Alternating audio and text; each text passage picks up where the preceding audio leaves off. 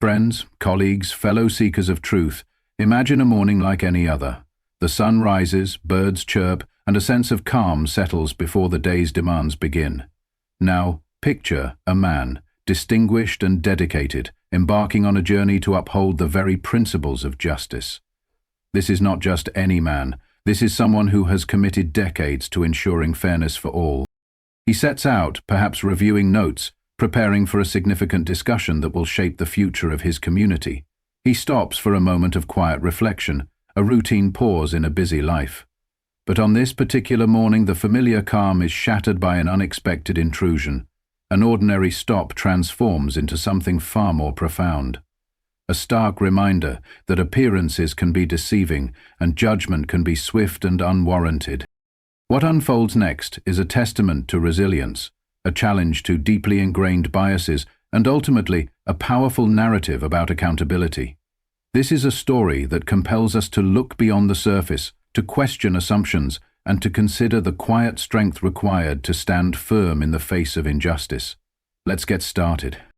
The engine of the black luxury sedan hummed a low, contented purr, a quiet counterpoint to the chirping birds of a Georgia dawn. Inside, Judge Julian Vance adjusted the knot of his slate-gray suit, the crisp fabric, a testament to the meticulous standards he applied to every facet of his life. On the passenger seat, his slim leather portfolio lay open, documents for the governor's Judicial Reform Roundtable neatly arranged. Julian wasn't just attending this meeting, he was a key architect, a voice of quiet reason and profound experience, known across the state for a sense of fairness as unyielding as the granite steps of the Fulton County Superior Court where he served. He was a man who had dedicated over 2 decades to upholding the law, to finding truth amidst the chaos of human conflict, to ensuring that justice, however elusive, always found its way home. He eased the car into a secluded rest area off I-75, about 40 miles south of Atlanta, near Macon. The early morning light filtered through the sprawling pines, painting long shadows across the asphalt. He wasn't tired, but the quiet solitude offered a moment of perfect calm, a final mental rehearsal before the weighty discussions ahead. He'd just review a few more points, clear his head, and then continue his drive into the city. A small, almost imperceptible sigh of contentment escaped him. This was his routine, his calm before the storm of the legal world. But this morning the calm was deceptive. From his rearview mirror, a flicker of blue and red lights cut through the tranquil scene. A white state trooper cruiser pulled up behind him, its presence an immediate, jarring intrusion. Julian's gaze, steady and perceptive, registered the silhouette of Officer Brock behind the cruiser's tinted window.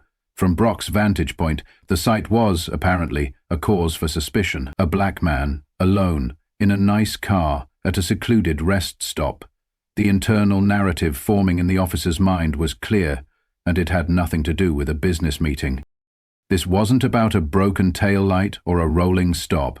This was about the unseen gaze, the immediate judgment that often falls disproportionately on bodies that look like Julian's, regardless of the suit, the title, or the years of honorable service. Did you know that studies have consistently shown that drivers of color are stopped at higher rates than white drivers, even when controlling for factors like location and time of day? It's a systemic issue, a silent undercurrent of suspicion that can turn the most mundane routine into a terrifying confrontation. Officer Brock didn't wait for his partner, Officer Chen, who was still a few minutes behind. He stepped out, his posture already radiating an unyielding authority, and approached Julian's Lincoln. Julian, sensing the approach, smoothly lowered his window, his movements deliberate, his hands remaining visible on the steering wheel. A practiced caution born from a lifetime of navigating such unspoken tensions. "Good morning, officer," Julian said, his voice calm, clear, and utterly devoid of fear. "Is everything all right?" He was polite, professional, but beneath the surface there was a steeliness, a quiet resolve that had served him well in countless courtrooms. Brock didn't respond immediately. His eyes, narrowed and calculating, swept over Julian, a gaze that made no effort to hide its suspicion. "We got a report of a stolen vehicle matching this description seen leaving a gas station nearby," he stated, his voice clipped and flat, devoid of any genuine inquiry. Julian blinked, not in fear, but in confusion. "I'm not aware of any report like that," he replied, his voice still even. "I've just stopped here for a few minutes before heading into the city. If you'd like, I can show you my registration and driver's license." It was a simple, reasonable offer, designed to de-escalate, but reason, it seemed, was not on the agenda that morning. Instead of taking the offer, Brock took a step back, his hand dropping to his holstered weapon. "Step out of the vehicle now," he barked, his tone shifting, no longer vaguely polite but now saturated with assumption, accusation, and undeniable authority. The mask of civility had dropped. Julian's eyes narrowed almost imperceptibly. He didn't want trouble, but he wasn't about to argue on the side of the road. He opened the door slowly and stepped out, his 6-foot frame calm and composed. By the time Officer Chen's cruiser pulled up, the situation had already escalated beyond any reasonable point. Brock had Julian standing at the rear of the vehicle, hands up, a scene playing out that felt disturbingly familiar to countless others. A powerful black man reduced to a silhouette of suspicion, his dignity about to be stripped away, one calculated move at a time. The morning routine, once a symbol of calm and order, had spiraled into an alarming prelude to injustice, and the worst, Julian knew, was yet to come. "I haven't done anything wrong." "I'd like to know what I'm being accused of," Julian stated, his voice unwavering, even as Officer Brock's movements grew more aggressive. Instead of answering, Brock's hand plunged into the open window of Julian's meticulously kept car, rummaging through the glove compartment. The casual violation of his private space was a sharp, personal insult, a blatant disregard for due process. "Officer," Julian said, his tone still even, but with an underlying steel that had silenced many a courtroom, "I do not consent to a search of my vehicle."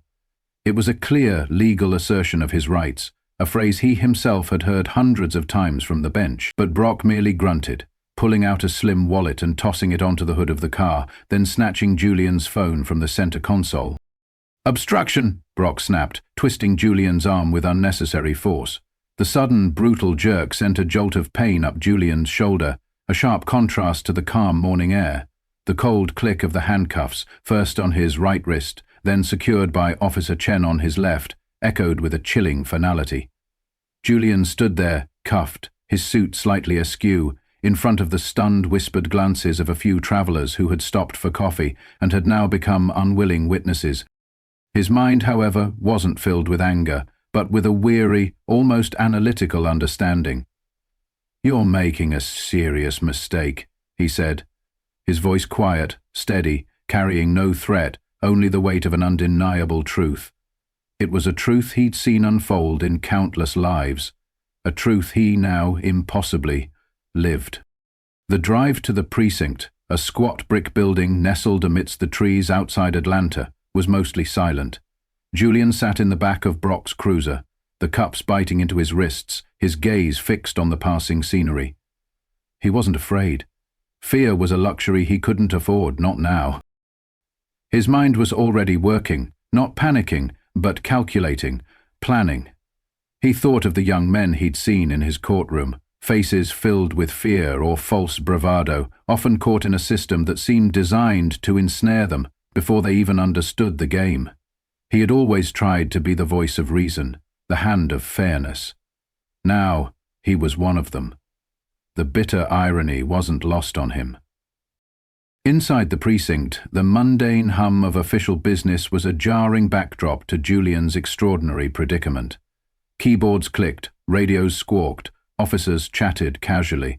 The booking officer, a young woman with tired eyes, barely glanced up as she took his personal details. His ID, with its official seal and the prominent title, lay on the counter, a silent testament to his identity. Yet it seemed to register no significance, merely another piece of plastic in the endless procession. They ran a background check, which, of course, came back clean, brimming with his judicial record. Still, the officers exchanged knowing glances, a subtle, almost imperceptible confirmation bias at play. His calm demeanor, his quiet dignity, paradoxically, made him more suspicious in their eyes. They mistook discipline for guilt, wisdom for cunning. Brock's veiled irritation was palpable, a low hum of frustration that his easy collar wasn't going as planned. Officer Chen, on the other hand, averted her gaze, a flicker of discomfort in her eyes that Julian noticed. But discomfort wasn't enough. Finally, Brock sauntered into the small, sterile interrogation room where Julian sat. "So, you going to tell us why you were sitting there with your engine running?" Brock scoffed, leaning against the doorframe, arms crossed. "You casing the area, waiting for someone?" Julian met his gaze steadily. "Officer, I was reviewing notes for a judicial reform roundtable in Atlanta. I had simply pulled over for a moment of quiet focus." Brock let out a dismissive chuckle. "You people always got a story," he sneered. Julian said nothing.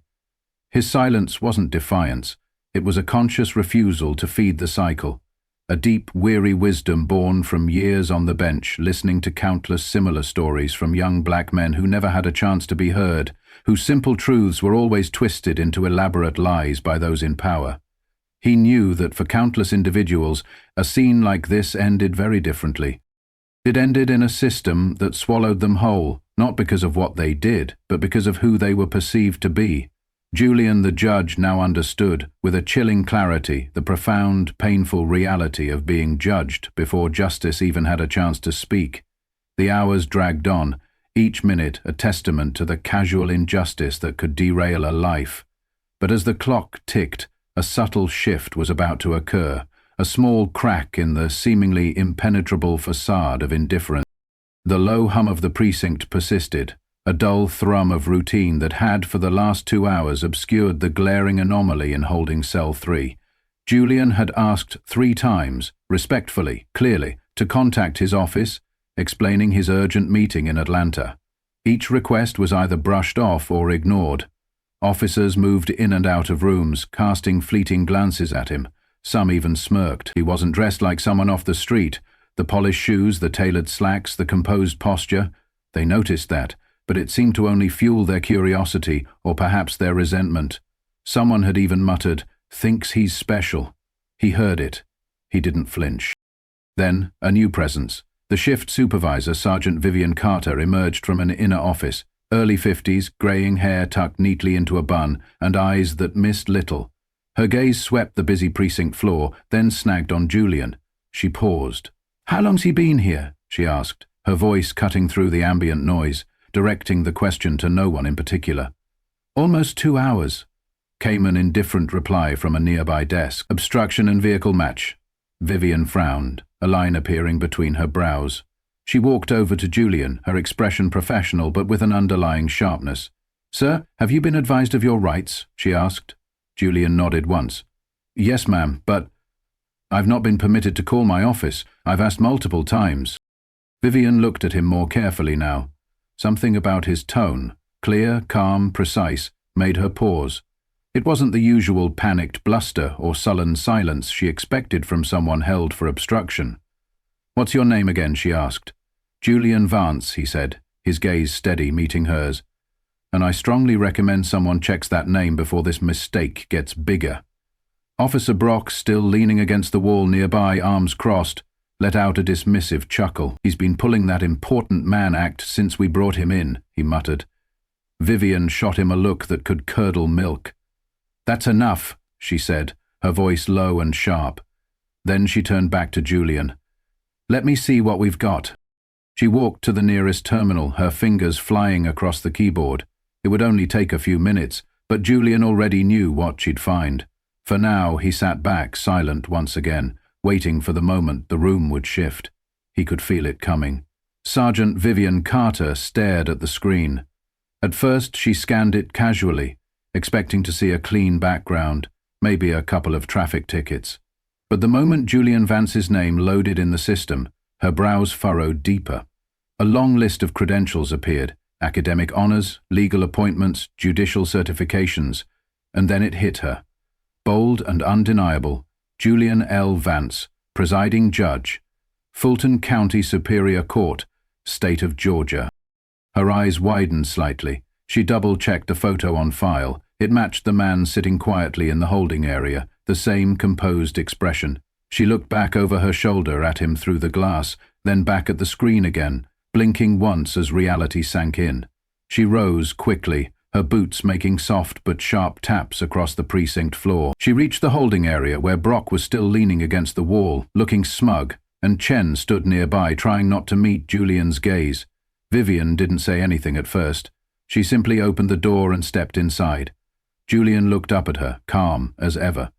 "You said you had a meeting in Atlanta," she began, her voice now softer, laced with a new, almost deferential tone. "Yes," Julian replied. "At noon.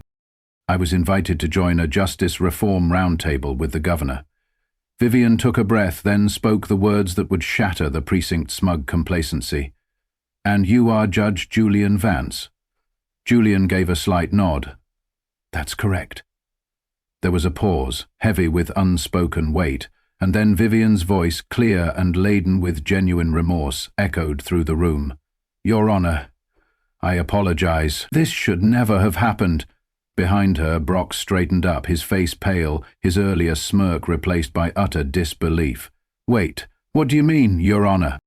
"You arrested a sitting state judge without probable cause. You searched his vehicle without a warrant, and you denied him his right to contact legal counsel." Sergeant Vivian Carter's voice was steady but cold, cutting through the stunned silence in the precinct. "This is serious." Officer Brock's confidence cracked. He stammered. "He wasn't acting like a judge. He didn't say he was." Vivian interrupted him, her eyes flashing with a professional fury. "You had his ID. It was your job to verify it. Instead, you escalated without reason." She turned to Officer Chen, who looked like she wanted to disappear. "You too. You assisted in cuffing a man without proper cause. Do either of you have any idea what this means?" The silence in the room was heavy, suffocating. Brock's mouth opened but no words came out. Chen's face had turned pale, her gaze fixed on the scuffed floor. Vivian turned back to Julian, her posture now completely changed, respectful and deferential. "Brock Porter, would you like to contact the governor's office now or have someone drive you there?" Julian gave a small, tired smile, not smug, just relieved. "Yes, I would, thank you, Sergeant." Vivian nodded and walked him out of the holding room. The buzz in the precinct had shifted. Officers glanced up from their desks, confusion on some faces, embarrassment on others. The man they thought was just another quiet arrest now moved through the building with quiet power, his full dignity restored. And as he exited the building with a phone in hand, Vivian walking beside him, everyone left behind understood. This was far from over. By early evening, the first video had already gone viral. A 27-second clip recorded by a college student at the rest stop showed Judge Julian Vance being handcuffed by Officer Brock while calmly asking what he had done wrong. The student's voice could be heard in the background, incredulous. "This is insane. He didn't do anything." The video spread like wildfire across TikTok, then onto X, formerly Twitter, and Facebook, with the powerful, concise caption, "Man arrested for being black in a suit." Within hours, it had over 500,000 views. By midnight, it had crossed 2 million. Local news picked up the story before dawn, followed quickly by national outlets. Screenshots of Julian's judicial profile appeared alongside freeze frames of the arrest. The contrast between his dignified appearance and the rough way he was handled sparked outrage. Hashtags like Judge Vance Justice for Julian and Rest Stop Profiling began trending across platforms. Civil rights leaders, attorneys, and politicians began issuing public statements. Some called for the immediate suspension of the officers involved, while others demanded deeper investigations into the department's practices. The governor's office, after confirming Judge Vance's scheduled appearance at the roundtable, issued a short but sharp statement. "We are reviewing the incident and remain committed to equity and justice across all state agencies." Community organizations scheduled press conferences. Protesters gathered outside the Atlanta precinct by late morning, holding up signs that read, "Judged before justice" and "Dignity in cuffs." What shook people most wasn't just the arrest. It was the silence in Judge Vance's face as it happened. He didn't resist, he didn't yell. He simply looked like a man who had seen this kind of thing too many times before. That quiet composure struck a nerve. He became a symbol not just of wrongful arrest, but of how deep the problem ran when even someone at the top of the justice system couldn't avoid the sting of racial bias. Inside the precinct, the mood had shifted dramatically. Officer Brock had been called into an emergency review meeting. Chen remained mostly silent, shaken. Sergeant Vivian Carter fielded calls from Internal Affairs, the media, and legal counsel. She was now cooperating with the State Attorney General's office. No one laughed or smirked anymore. A copy of the viral video had been sent to every computer in the building, and many watched it with tight jaws and quiet shame. Some younger officers, especially those newer to the force, whispered to one another about whether this might finally be the moment something actually changed. For once, the system had turned its spotlight inward, and this time, it wasn't going to look away. The next morning, the rotunda of the state capitol was unusually quiet. Reporters lined the marble hallway outside room 312, where the Justice Reform Roundtable was about to begin. Cameramen adjusted their tripods while aides whispered updates into their phones. The governor's staff had already arrived, along with members of the state judiciary and policy experts, but all eyes were on the large oak double doors, waiting for the man whose name had been on every screen for the last 18 hours, Judge Julian Vance. At exactly 10:00 a.m., the doors opened. Julian walked in, composed and focused, wearing a crisp dark blue suit, the same leather portfolio in his hand, and that same quiet dignity he had carried through the arrest. The room hushed for a moment. The noise of politics faded into something more human. Everyone stood, not because protocol demanded it, but because respect did. He gave a short nod and took his seat at the head of the table. The governor, seated across from him, leaned forward and said, "Judge Vance, we're honored to have you here." Julian responded with a simple, "Thank you, Governor. I believe the timing speaks for itself." Before the discussion on policy could begin, Julian requested to address the room. "Yesterday morning," he began, his voice steady but carrying a gravity that filled the room. "On my way to this very meeting, I was stopped, detained and handcuffed by 2 officers of our own state police. There was no warrant, no probable cause, only a baseless suspicion tied, I believe, not to my behavior but to my appearance. The video speaks for itself." He continued, "This isn't just about me. I'm not the first person this has happened to, and unless we act, I won't be the last."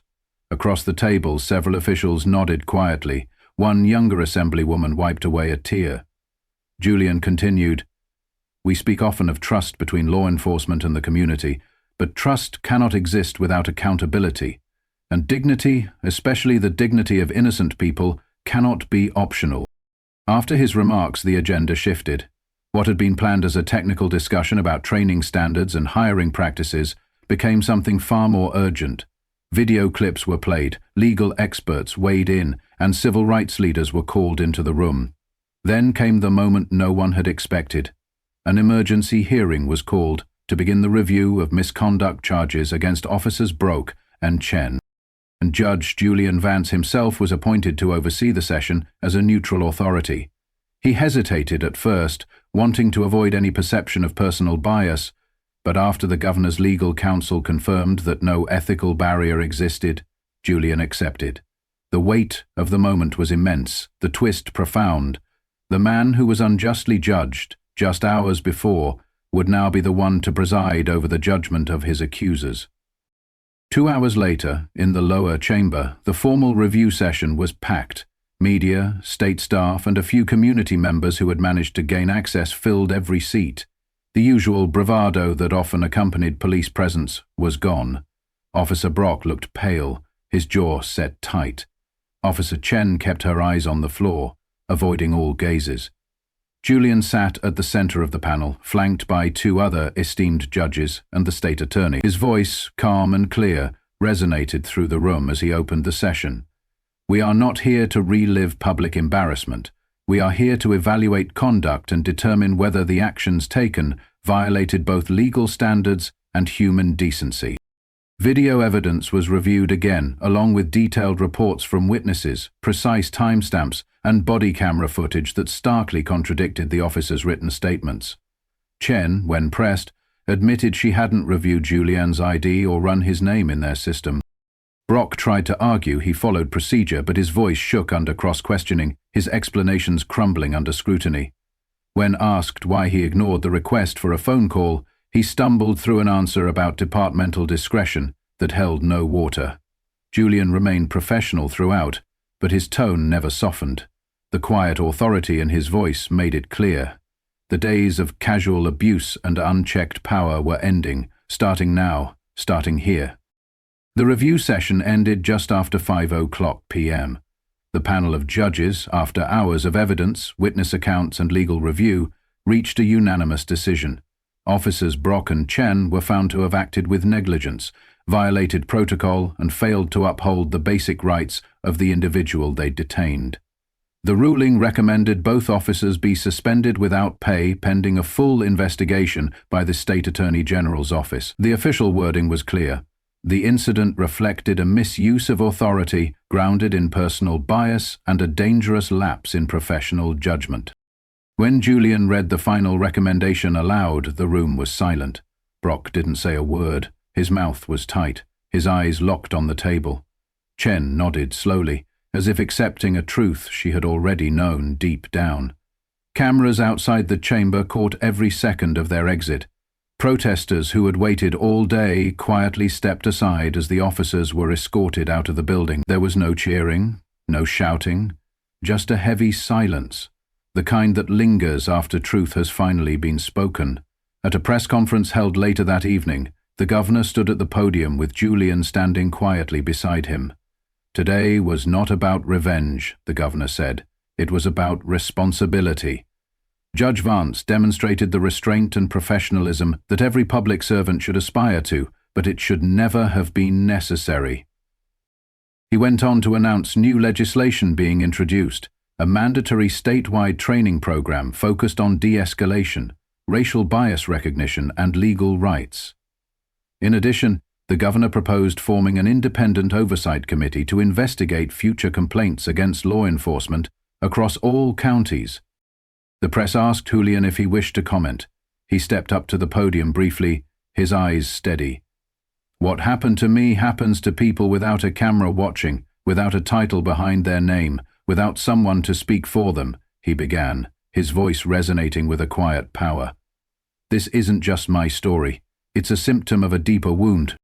But I believe wounds can heal with enough sunlight, truth, and accountability." The words struck a profound chord. Within a week, departments across the state began auditing past arrests. Community town halls were organized. Legal clinics offered free counsel to citizens who believed they had been unlawfully detained. And across social media, the image of Judge Julian Vance standing in the Capitol, not angry, not vengeful, just firm, became a symbol of justice done right. As for Brock and Chen, their suspension triggered an internal review not only of their actions, but of every case they had been involved in over the last 3 years. Mistakes began to surface, patterns that had long gone unchecked. Julian, meanwhile, returned to his courtroom. He never once brought up the incident from the bench, never showed special favor, never shifted his tone. But those who entered his courtroom now did so with a new awareness. They understood something important. Justice wasn't just a word carved into stone above the courthouse door. It was a standard, one that Julian Vance was determined to uphold, even when it meant standing alone. 3 months later, on a bright spring afternoon, Judge Julian Vance stood on the wide stone steps outside the Georgia Law Enforcement Training Academy. The trees nearby were beginning to bloom, and a soft breeze moved through the line of flags overhead. In front of him, a new class of cadets stood in formation, 52 recruits dressed in crisp uniforms, eyes forward, shoulders squared. This was the first graduating class trained under the newly implemented bias awareness and accountability standards. Each cadet had undergone extensive courses in community engagement, de-escalation strategies, and constitutional rights. The reforms, once seen as controversial, had become a cornerstone of modern training, and it all started with one video, one moment, and one man who chose to stand firm. Julian had been invited as a guest speaker. Though he had turned down several public appearances since the incident, this invitation felt different. This wasn't about cameras or headlines. It was about planting seeds where they mattered. As he stepped up to the podium, the academy director gave him a respectful nod. Julian adjusted the microphone and began in his calm, steady voice. 3 months ago, I stood on the other side of a badge. I was treated not as a judge, not even as a man, but as a threat, based solely on a glance and a guess. He paused for a moment, letting the words settle over the group. That experience could have made me bitter, he continued, his gaze sweeping over the young faces, but instead, it made me more committed, not to punishment, but to purpose. You're not just here to enforce laws, he continued. You're here to protect dignity. That starts with how you see people, every person, not as a risk, not as a statistic, but as someone's father, sister, neighbor, or friend. The recruits listened closely, their expressions more thoughtful than formal. A few nodded subtly, absorbing the weight of his words. Julian looked out across them and felt something shift, not just in the air, but in the room, in the culture. There was a seriousness in their eyes, not fear, not pride, just readiness. After his speech, the cadets filed out in pairs, heading toward their families waiting just beyond the training field. A young black recruit paused and turned back. "Thank you, sir," he said simply. Julian gave him a small nod. "Go serve with honor." As the crowd thinned and the sun dipped lower, Julian remained on the steps for a few more minutes. He wasn't thinking about the past anymore, not the handcuffs, not the cold chair in the precinct. He was thinking about what came next. Change didn't always come with noise. Sometimes it came slowly, in small moments, one decision, one voice, one classroom, one step at a time. And in that quiet space, Julian Vance allowed himself to believe, maybe, just maybe, justice was starting to rise on a new kind of foundation, one built not on fear, but on fairness. Julian Vance walked away from the steps of the academy that day, not as a victim, but as a builder of something better. He knew the journey ahead wouldn't be easy. True reform never is. But he also understood that real change starts in the quiet decisions we make when no one's watching. His story is a reminder that power doesn't always shout. Sometimes it stands still, speaks calmly, and waits for the world to catch up. In a country still wrestling with deep divides, Julian's strength came not from anger, but from purpose. We all have a role to play, whether in a courtroom, a classroom, or our everyday choices. Justice begins with how we treat each other, especially when we think no one will notice. If this story resonated with you, if it made you think, made you feel, then please hit that like button, share this video with someone who needs to hear this message, and subscribe to our channel for more tales that challenge, inspire, and remind us of the incredible human spirit. Your support helps us amplify these crucial stories. Thank you for listening.